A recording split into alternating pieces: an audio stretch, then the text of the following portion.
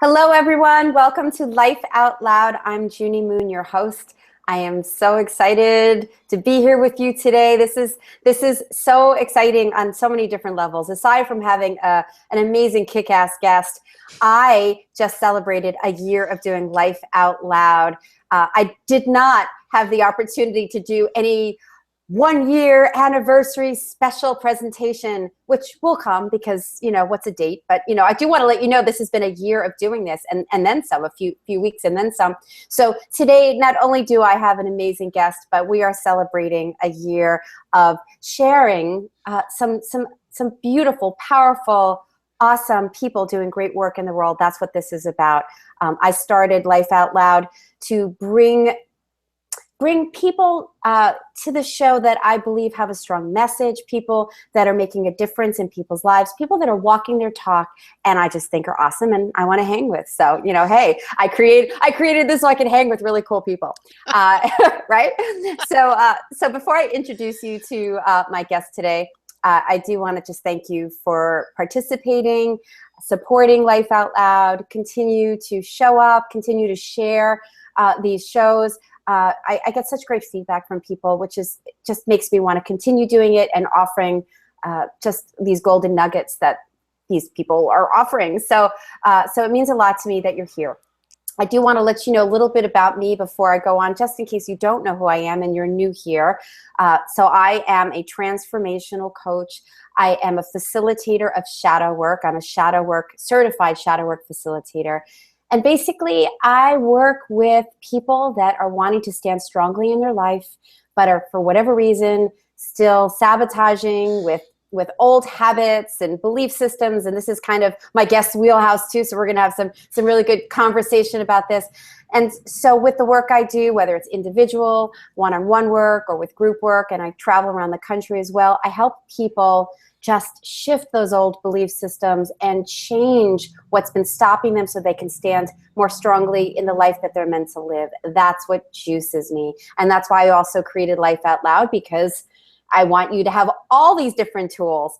And so if you're interested in finding out more about my work, you can go to innercritictamer.com. And for a short time more, I have a free ebook. Things are changing up in my world, but there's an ebook you could grab right now. It's How to Tame Your Inner Critic, 10 powerful steps to unleash your soul purpose. And so you can grab it there right now if you'd like to do that. Okay, without further ado, I would love to introduce you to my guest. I'm going to pull up her bio and tell you about Wendy Watson-Hallowell, the belief coach. So hi, as the Junie. belief, you're not on the screen yet, honey, but hi. It's kind of weird when I'm reading this and you're just kind of sitting there. I've learned that my guests are like, this is a little weird. Okay, but you hear her now. You could hear that there's somebody there. So as the belief coach, she's learned that our underlying beliefs are what create our current reality. Change your beliefs, change your behavior, change your results. It was during her successful 14-year career rising through the ranks of corporate leadership in the entertainment industry that she realized that she was more passionate about the growth of her staff than the growth of the company's profits. Good to know. As a result, she shifted her focus to the people side of change during the last few years of corporate life, launched a small consulting firm with her husband, Frontier Consulting Group, and led several programs at the, I have no idea how to say this, Rensselaerville. Pretty good. Yeah, how do you say it, Wendy? Rensselaerville Institute. Rensselaerville Institute. All right. In 2001, her successful practice in mentoring and coaching led to the authorship of the book, Live a Life You Love and Make a Living Doing It. And in 2015, they launched Belief Works as a way to address the root cause of what limits the results we can achieve both personally and professionally. So she has spent the last 20 years coaching, growing, and supporting entrepreneurs, sustainable communities, grant makers, and nonprofit leaders to shift their mindset and practices to achieve the highest possible results from dollars and efforts. Beliefs are the starting place for success. And I am so in with that thought. And with that, Here is the gorgeous, amazing, wonderful Wendy Watson-Hallowell. Brrrr. Drum roll. Drum roll. Hello, darling. Hi, Junie. Gosh, it's nice to be here. And thanks for that Uh, lovely intro. That was very kind of you. It it's was. it's so good to have you here. Your work, what you do, your message, and your heart that comes behind it. It's really truly the whole thing that you offer here, and I admire you on so many levels. And it's a no-brainer to have you here. And how wonderful to be here for my year anniversary. So yay! Yay! I'm very excited about that. And I'm really excited about what you're offering people and giving people an opportunity to hear and really listen in on these kinds of conversations that typically they don't get a chance to do. Yep. That's exactly it. I mean, there's going to be some element of questions and answers and structure, but really, this is you and me chatting. It's like, sometimes we're going to forget there are people listening and watching, and we're going to be like, oh, did I just say that live? Oh, I thought I was just talking to Wendy. Oh, my. Oops. That's all right. That's what it's about, right? So, Cool. yeah, so this is a real conversation with you and me to talk about things that matter. And most importantly, your journey, and the things you've picked up along the way that have given you what you have now and how you help others. So maybe give us a peek into your journey. Where have you come from, girlfriend, and how did you arrive here? Gosh, I'm one of those people who was a big juvenile delinquent. I was very disconnected from my feelings. I was a bad kid, and just grew up like a lot of us with a lot of dysfunction. But I've also learned that your greatest pain is where your greatest gifts come out of. Yep. And so I would say I've probably always been a bit of a personal growth junkie, seeking, who am I? What am I doing here? What I learned as a kid didn't really make sense. So what am I really up to? And I think as I started discovering who we really are, I started getting really excited about that, which is why I left corporate America. I started finding, wow, growth is what turns me on. When someone gets themselves, I am just so delighted. So I started some training for myself. I was trained as a transformational coach back in the early 90s around some of this kind of group work, that came out of EST and Forum and LifeSpring and all of those, which can be some very intense transformational personal growth experiences. And a piece of it really resonated for me, the piece about beliefs. And I noticed that I had a real knack for being able to see what that belief was. And so I decided to cultivate that and really work on that and nurture that and go deeper in that place. And that's where my coaching started to focus. And in the last, I guess, 10 years, I've been a consultant with a lot of nonprofit and grant-making organizations. And even though we were talking about changing behavior, it always came back down to that shift in personal perspective about what's really going on. And that's what unleashed it. So, my dream was to just be a coach and to just do this work. And so I took the big leap last year and said, okay, no more safety net. I'm just going to go for it and hope the universe supports me. And it has been an amazing, inspiring, wonderful journey. I've been so supported. It's been great. Yeah. Well, I see no enthusiasm whatsoever from you. I'm so bored with life. Life is so boring. I mean, really, it's like, oh gosh, to wake up into your day, I could see the struggle. Such misery. Yeah, So I'm very blessed. Yeah, so a journey for sure. So how has the bad girl shifted?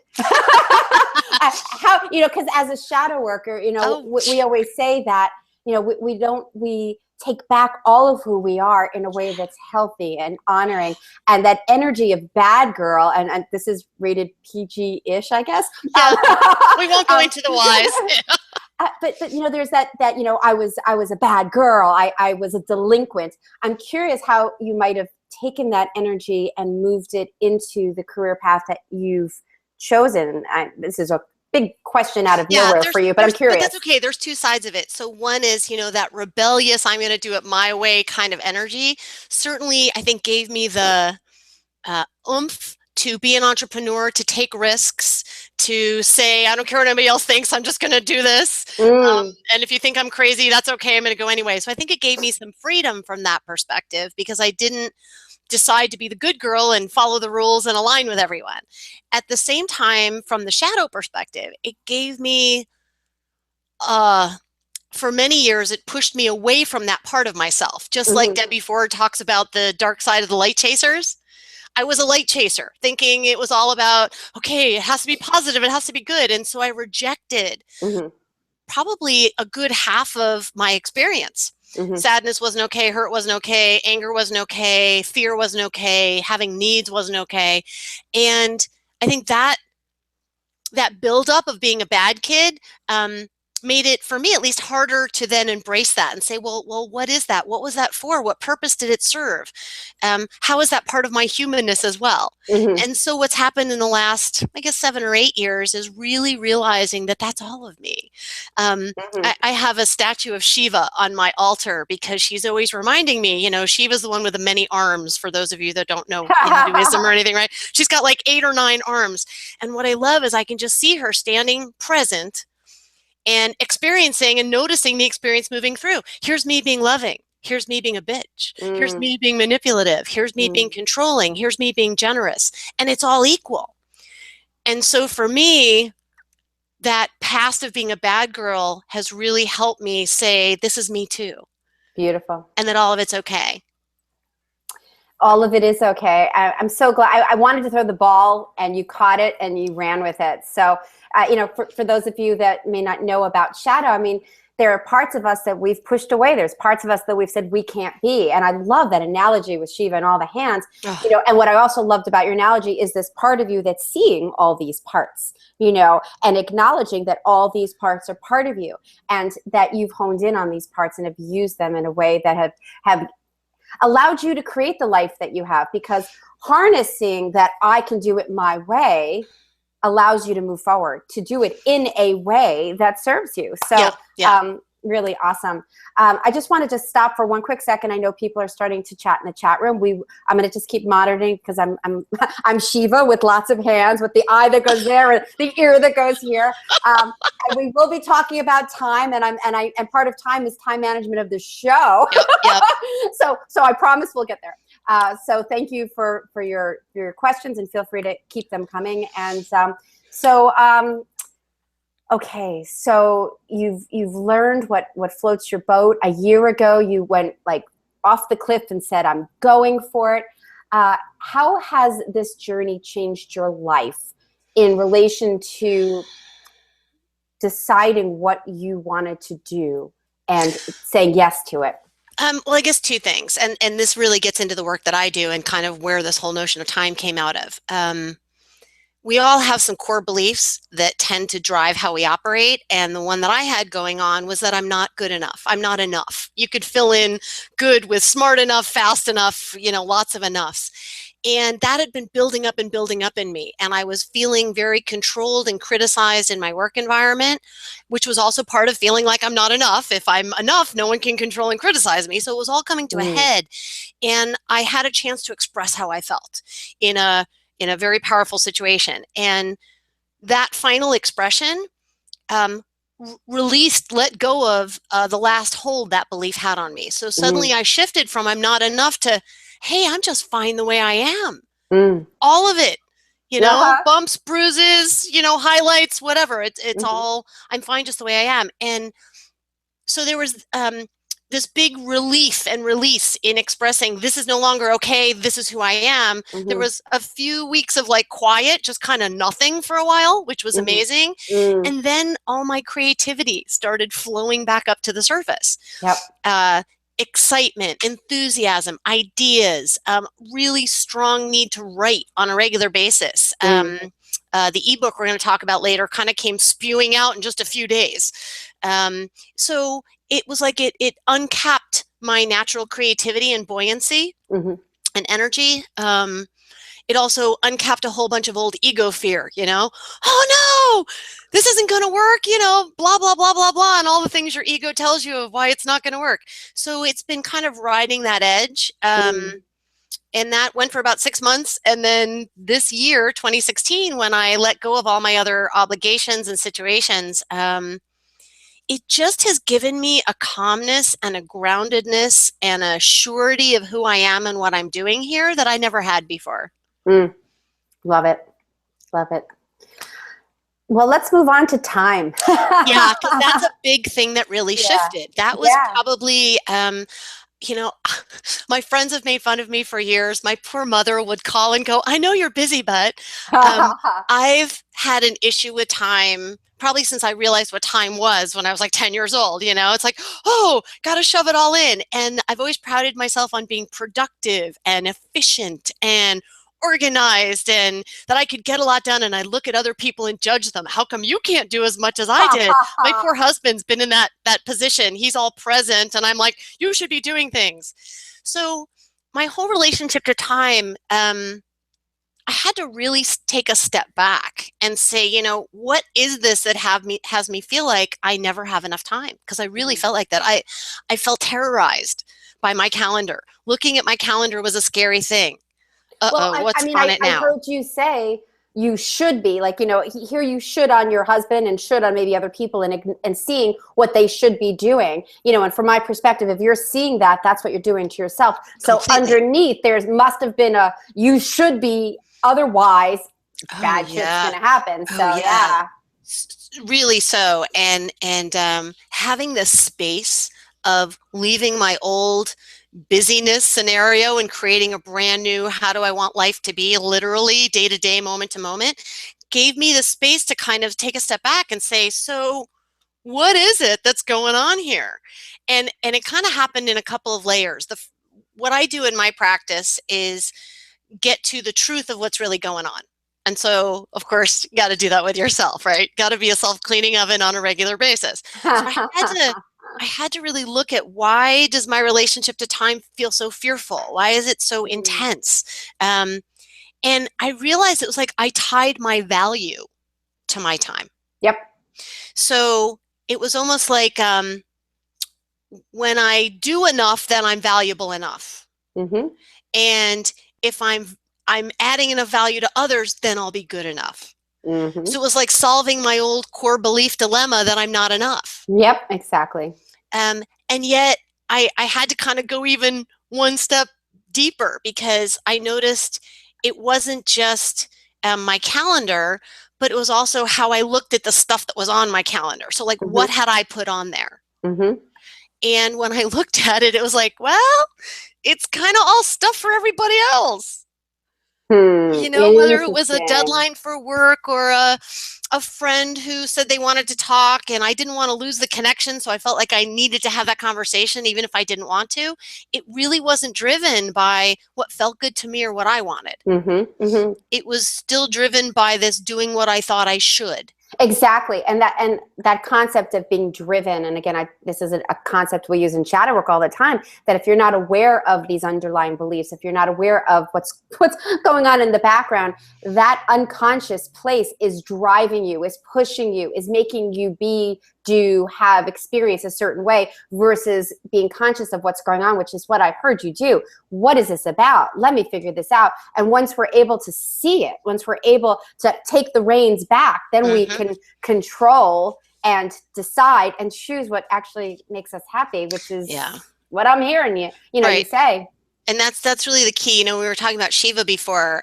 What struck me is that stepping back, that ability to be present with what's happening without getting caught up into the experience, having enough space between you and the experience to go, okay, this is me, and this is what's moving through this experience, this human experience. Here's these feelings, here's these thoughts, here's these ideas, and yet I'm still here even outside of that. And without, I guess I found a lot in the work I've been doing, without some of that built up within you, that ability to recognize or experience or feel that part of you, who you really are, that larger dimension of you, it's hard to be able to step back and look. we think we are that. Our ego is desperately trying to protect us from any pain. So the minute we start to look, it comes in with its usual strategies. Oh, don't look there, look over here. Maybe it's that. Oh, you'll be fine. It's like, oh, no, it doesn't work. Yeah. So being able to relate to it in a way when it kicks up, to be able to go, yeah, I'm going to look at something else for right now. So, Yeah, so you're talking, I'm sorry, say that again? That's not something I'm going to listen to or follow. Right, you know, right. Knowing enough of the difference. So I understand what you're talking about. That's, tracking, listening, feeling. So for someone who's starting out, who really doesn't necessarily know the separation of me and life and circumstances, and somebody in the chat room actually asks, where do you start? How would you suggest people to actually hone in on those thoughts and those belief systems? Maybe talk to people about what's really the first step. Yeah, well, a couple of things. I think, let me start on just kind of how to make some of these distinctions for yourself, and then we'll talk about kind of what you can do around the time thing. Awesome. So, if you think about it, we are multidimensional beings, right? What we experience is this physical kind of experience here. But then there's these other dimensions we have, these roles we've made, like I'm a mom, or I'm a sister, I'm a daughter. Then we have kind of the feminine aspect of ourselves, the male aspect of ourselves. Then we get into the non-physical parts, right? The other dimensions of us. There's been a lot of talk, or a lot of kind of thinking about our higher self, or a bigger self, or God, or the universe, or something bigger than us. And then there's parts inside that seem to war with each other. So it's making sense out of what some of these parts are. What I found most helpful is understanding kind of three main dimensions of ourselves and getting those three into alignment. So the first for me is the inner child. It's that young part of us that still had all the feelings that they had when they were young, but that didn't get to be expressed or completely released. So it's still kind of hanging out. And if you have some great processes, you can look in and connect with that inner child and start to really allow, for me, her feelings to be here. That was too scary when I was a kid, and I wasn't able to handle it then. So that's still hanging out there. There's this inner child who has these feelings and has some great information for us if we can hook in. Then there's what we would call the ego, right? And again, not so much from a psychological perspective, but this part of us that formed when we were young as a way to protect ourselves from the pain that we couldn't handle. And we've all had pain, whether anybody around us meant to give us any pain or not. It's just part of being in life. It's part of wanting something and not getting it. It's part of not wanting something and not having any way to deal with it. So our ego basically stepped in when we were young and said, okay, darling, no, you don't have to feel that. I'll take care of that for you. Don't worry. And this is where a lot of our limiting beliefs came up in the first place. If I can't handle the pain of my mother not coming through for me and my needs, the idea of thinking she's not okay would make me think I'm going to die. So I can't even go there. So what I do instead is try and make sense of it. And a lot of our beliefs come from that. Well, maybe it's because I'm not enough. And if I was just more, then maybe mom could take care of my needs. So now my ego gives me something to work on, right? I can start working on it. And we build all these strategies around trying to be enough. So the ego is another dimension of us that we really need to have a relationship with that lets us be the master as opposed to the ego being the master, right? And there's ways to have a great relationship with your ego. It's not something to get rid of. It's your navigation system, man. I wouldn't know my name without my ego. And then the third dimension is that higher self. I tend to be into quantum physics. I like the science of how it's being able to explain a lot of the spiritual experiences we're having. And I love the notion that we're plugged into the larger field of consciousness. There's a dimension of us that's just plugged in, the part that can connect to everything, knows everything, can connect to each of us. It's how we stay connected even when we're not looking at each other or talking or being in the same room, how our energy is connected. So that dimension of us is where all of the knowledge, the safety, the peace, the creativity, it's where it all flows from. And what I found is that as you get into right relationship with your inner child and allow that the old feelings to flow up and out like for good, your natural kind of buoyancy starts to come back. your ego starts to relax, and this connection becomes much more vibrant and available. So when I'm hearing, wow, I'm so inspired to do a book, and my ego goes, yes, but you might fail. And my little girl goes, we couldn't handle that again. I'm now in a position to go, hey, we're okay here. And ego, this is where I need your help. And little girl, let's let some of this out. And now this inspiration can move all the way through me and be expressed. So those 3 dimensions are the ones to really try and get into right relationship with. And they're obvious, it's that quiet, calm voice that has you relax is that bigger dimension of you. Anything that feeds you fear is your ego. That's its job. Protect, fear, problem, solve it. It's constantly seeking out, is there anything in the environment that says I'm unsafe? How can I fix that? Yep. And then your inner child, what do you need? What would feel good now? What can I do for you? That's that pain and that cry that we tend to ignore because we got taught to do it. So those are probably the 3 dimensions and a way to start around differentiating what they are. Yep. I want to stay here for a few minutes at least, because that was so brilliantly laid out. Thank you. Yeah. So there's a few things that popped out that I want to talk about. First of all, one of the things I love that you said is, do not fire your ego. We call it a risk manager in shadow work. Risk manager. Risk manager. Yeah, that's a term that's used in shadow work. And we need that risk assessor. We need that part of us that's looking to see if we're going to be okay. Yep. And causes that fear if we're not. Or sometimes the fear opens that up into, we better figure this out. And is this something that I'm willing to do or not willing to do? Because that risk manager came online at a young age when that little child, that inner being of ours, said, I don't know how to handle this, or I'm scared, or I feel alone, or whatever happened. So so we don't want to fire that part. We just need that part to know that we're different. I always say we have to upgrade the software so that risk manager knows that that we are older and we've got a different skill set and we're not those little girls. But I love what you also shared about tapping into the vulnerability, tapping into what was squashed, because it was squashed for a reason. It was dangerous, or we felt on some level that if we really showed up a certain way as a child, that mommy might be upset with us, daddy might yell at us, whatever. And so we did a really good thing coming up with these strategies, risk manager, ego. And then once we start to heal that inner child and have that part go, oh, okay, she's different now. She's older. She's handling it.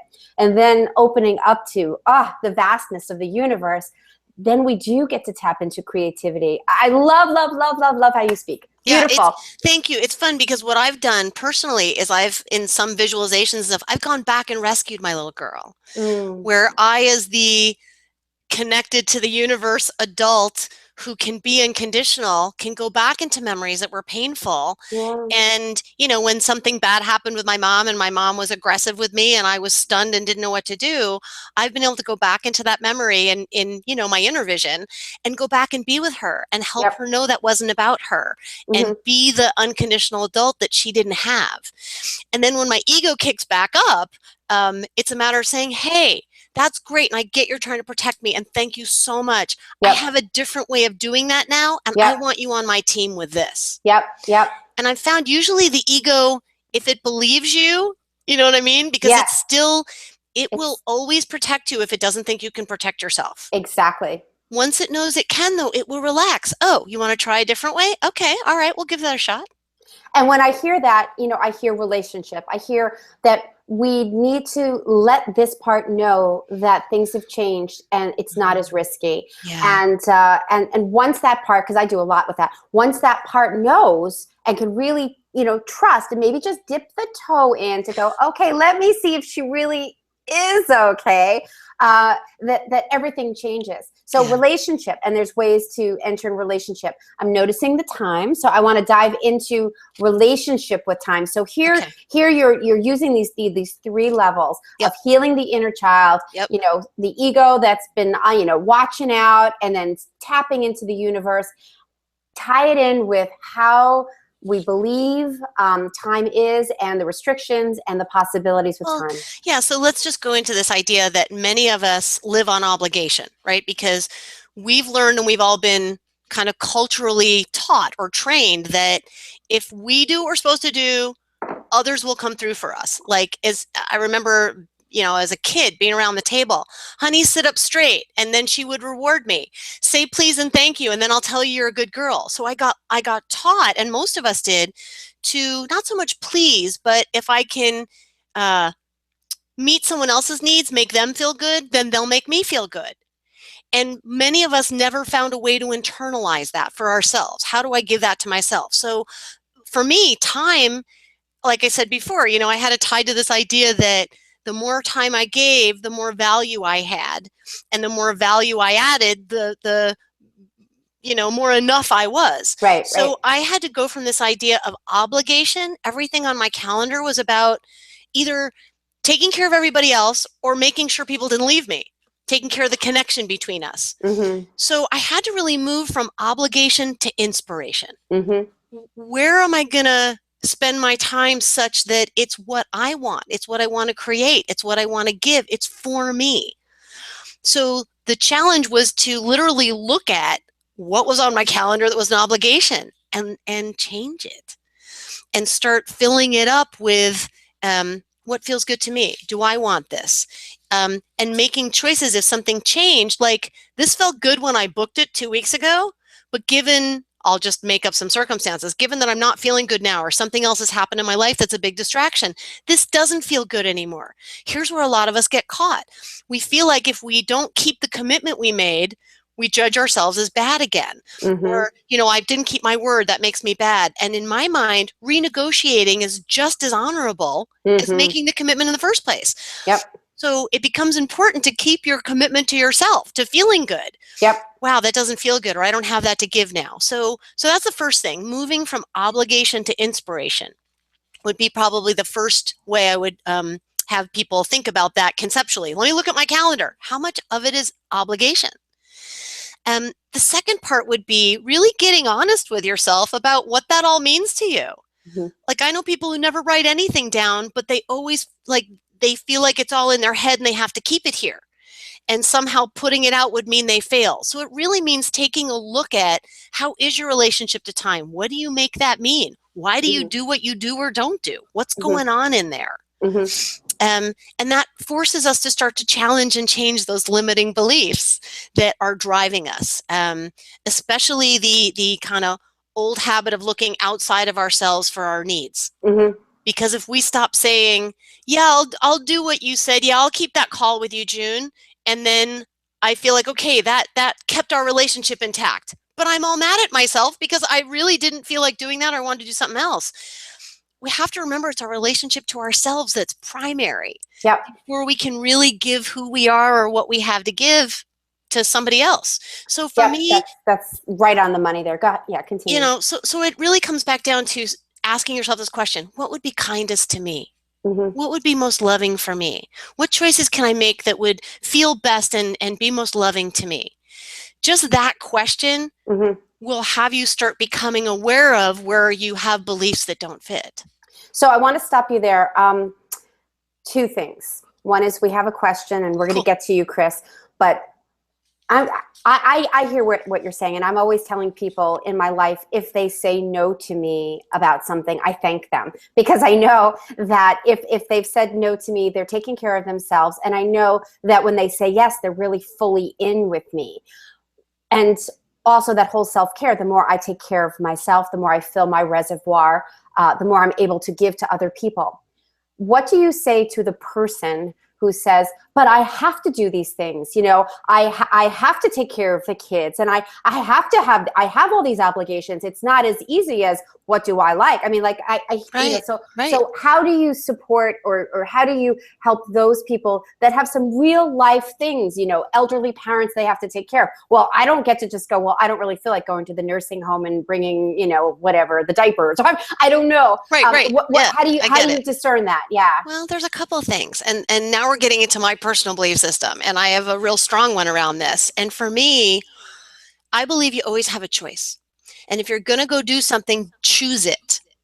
If you don't choose it, you're never going to create what you wanted to in the first place. So if I'm going to visit my father in the nursing home, if I'm going out of obligation, I'm not giving the energy or connection that is available. Why am I even going? I'm just going to make him feel bad. Yep. If I have a commitment and I can't get my head around to say, hey, I know I'm doing this. I feel good about doing this. I'm choosing this. Yep. So I'm just a big believer of you have to come back to realizing you do have a choice even when you feel like you don't. I love that. And again, it's also the belief that, you know, of what we're doing, you know, bringing the new belief to it, to catch yourself to go, if you find yourself going, this sucks, you know. I remember somebody talking about taxes, and he caught himself, you know, kind of bitching and moaning about, I hate doing taxes. And then he switched it. He goes, if I'm paying taxes, that means I made money. And if I'm paying taxes, that means that I am providing for my family. And when I make this money, I'm able to afford this, and this kind of lifestyle for my kids. So again, it's a mindset. It's looking at our thoughts, seeing how it's affecting us, and it's a game changer when you're able to be conscious of what's really driving your actions and your choices. And it is about choice. But the thing that keeps us from doing it are the feelings we don't want to feel. And so that's the piece. Until we can find a way to have responsible expression with someone who can be unconditional and isn't going to judge us for feeling like we feel, because we've been told not to feel how we feel a lot. Yep. And that's what's between the old limiting belief and the new empowering one is, am I willing and able to allow myself to feel the feelings, let them be here, give them my full attention, say yes to them, and allow them to complete their journey. Exactly. And that's one of my pet peeves, so to speak, of a lot of the personal growth that's out there, is it's a lot up here. You have the old belief, think something else. There's that middle piece there, you know, that no one's talking about, like that healing part, the part that's been, you know, hurt, the part that's scared, the part that's, you know, that is feeling a lot of feelings and is not being addressed and stuck. So I'm going to stop us here. I wish we could go forever. That's okay. So we have a question. We have a question, but we're gonna hold you for a second, Chris. I want you to tell people about your ebook, and then we're gonna get to the question because it's a pretty juicy question. Chris, stay with us. Yeah, Chris and everybody stay with us. So I'm gonna pull up your ebook, and why don't you tell them about what the special gift is for them? Because it's a gift for them. It is. It's on sale at Amazon, but I want to give it to you guys free. It's a small book, so which means it's quick. And for those of us that just have the small attention of the current times,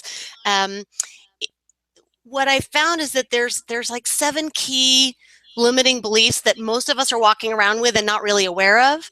And so it's a matter of being able to look at a new perspective around those concepts. One is about trust. One is about responsibility. Boy, we all have big ones about that. Pleasure.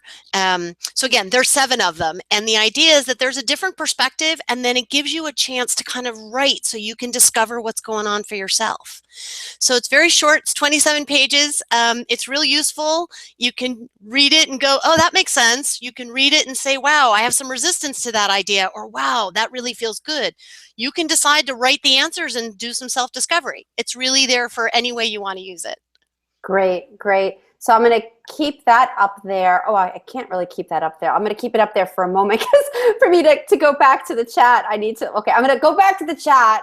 So click real quickly, and I'll bring it back in a second because I need to get to the question. The 3 levels, do they exist at the same time? Great question. Or are they gates in sequence? Does ego dropping back feel like? What does ego dropping back feel like? I would assume that's what he means. Wow. Okay. Chris, just chat if you want to change that or alter that at all. But I'm hearing there's 2 parts of it.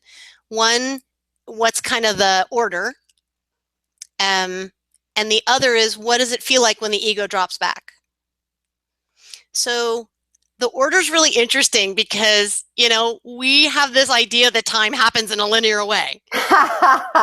And we think first this, then this, then this. And I'm the same way. Like I want the order, and I tend to be really good at figuring out the order of things. So there is an order, but you have to figure out where you're going to start. So if I'm really connected to that bigger part of me, then I would start there by getting very grounded there, and then spending some time with my inner child and letting the ego come and have a conversation. If I'm really needing to allow my feelings, I would probably start with my little girl and allow her to really speak and start letting some of that out, which will then kick my ego up to say, yes, but we have to this, and yes, but we have to that, which will give me a chance to talk to my ego. And then if I'm feeling swamped in there, being able to kind of connect back into the bigger part of me. I coach people, and I start in different places with different people depending on where they are. My suggestion is do whatever work you can to build presence up within you. So whether you're an Eckhart Tolle fan, or I'm a big Leonard Jacobson fan, or you're doing some Deepak stuff, there's a lot of good work about how to be in the present moment, to actually experience it. When you're fully present, thoughts stop. You're just here. Your ego isn't involved in that, which is part of why it doesn't want you to go there, because it thinks it goes away and it scares the heck out of it. So in order to build presence up, you have to be able to tell your ego, it's okay, I'm coming back. You're just being put on hold for just a little bit. You're still here. I'll come back to you. I can't function without you. It's all right. You can relax. So building up that presence, for me, I would always say is step one. Do what you can to start building presence up in your life. And again, there's great resources that June has. There's other stuff out there. We can all talk to you offline if you want any specifics. The second part for me would be start to become aware of your ego's strategies, which means when you feel an emotional hit, stop and go, okay, hang on, what's going on here? And at that point, you can start with some presence, can start to see the little strategy that's going on. Oh, I see, it's trying to keep me from having my husband walk away from me, because if I said what I wanted, he may not want to hang out, and that scares the heck out of me. Okay, my ego's protecting me from not wanting to be abandoned. So again, you need to start to pay attention. And then I think probably the third is to do that work with your inner child as you have that present, unconditional adult that can be with him or her. So if there was an order, that's probably what I would suggest. Presence, watch your ego strategies, start doing some inner child work.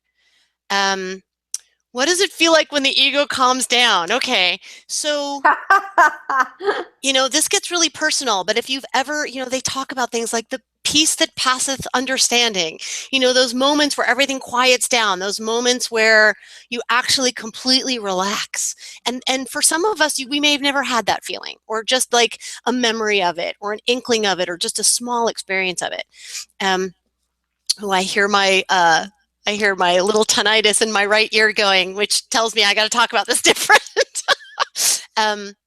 So what it feels like inside is that the grabbing grip that has you focused very tightly loosens up, and your perspective starts to get broader. If you're aware of any of the Abraham Hicks work, they talk about going general.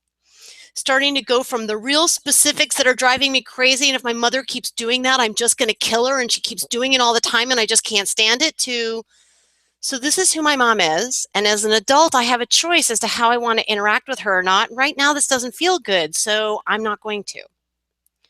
So the difference is that really tight minutia focus to a more relaxed, general, expanded, open focus is the best way I can personally describe it. Junie, do you have a different experience?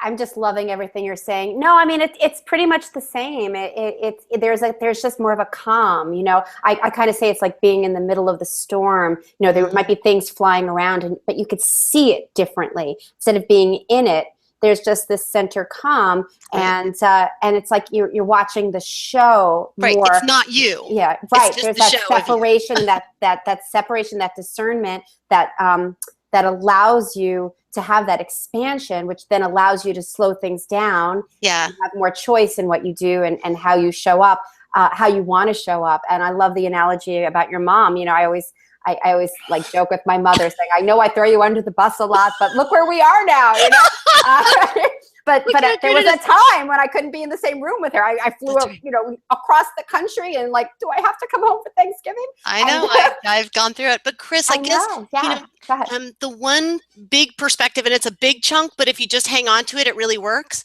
We think that cause and effect works like this. Things out there are the cause, and we are then affected. And every time you're thinking that, ooh, something out there can harm me, something out there, they love me, something out there is affecting me, you're getting trapped into the old paradigm, into your ego's view of what's going on, which isn't really what's going on. Where you can take your power back is to start understanding that cause and effect is almost opposite of what you thought. I'm the cause, how I feel, my vibration, my attitudes, my beliefs, and the effect is all the things that are happening in my life. So I'm the cause. Nothing out there is the cause affecting me. I'm the cause affecting my life, which puts you back in the driver's seat. If you can start to go through the world going, well, if I was the cause here, what would that be? If I was the cause here, what would that be? So just that shift in orientation can start to bust it all up for you.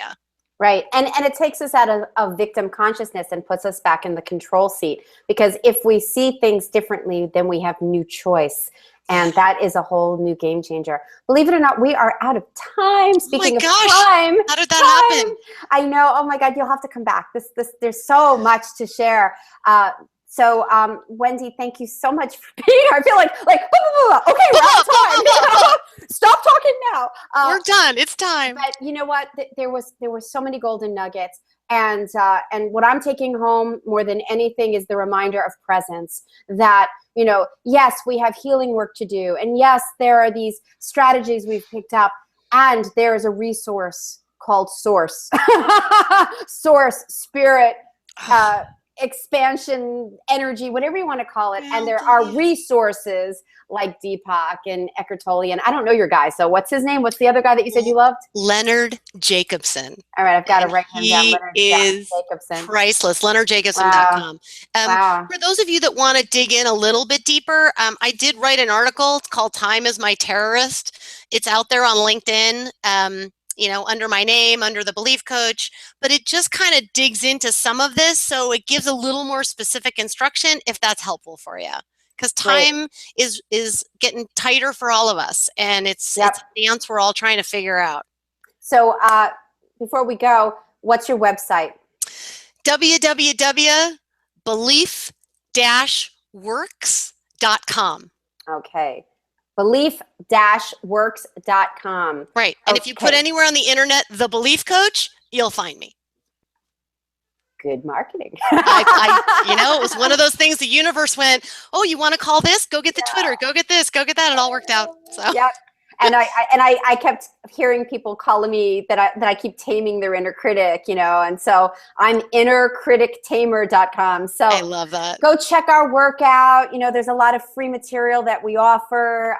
You have her special ebook that is for free for you guys. Oh, I think it's that way. The link over there. I'm like, I can't see it. So yeah, it's that way. Thank you so much for the opportunity to get to share this dialogue with you and with everyone on the call and whoever will see it after. So I just really appreciate the opportunity. Thank you. Oh, it's so great to see you. I know. It's so nice to play with you here. Oh, it's just, blessings. This is blessings for sure. Our little girls come out to play together. It's pretty fun. Yay! And then we'll play music. And okay, we're going to make people nauseous. Anyway, and if you're feeling some nauseousness around our playfulness, you might want to look at that too. It's true. Where do you play? Where do you play? Where do you have fun? Where do you allow yourself to relax? Because we are shooting on ourselves a lot. And we start going back to the very first question is, how do you begin? You start by noticing your thoughts and what feels good. Because if it's not feeling good, that is a good sign that something is off and you're not in alignment with the work that you are called to be doing, with the people that you're meant to be with, being who you're meant to be. So so keep going in, feel, and you have us to reach out to if you'd like. And we are at time. So Wendy, thank you so much for being here. My honor. Thank you so much. You are welcome. And everyone have a blessed, blessed day. It's gorgeous out, at least in New Jersey. Yes. Wherever you are, go and soak up some energy and be well. Thank you. Bye, everyone. Bye.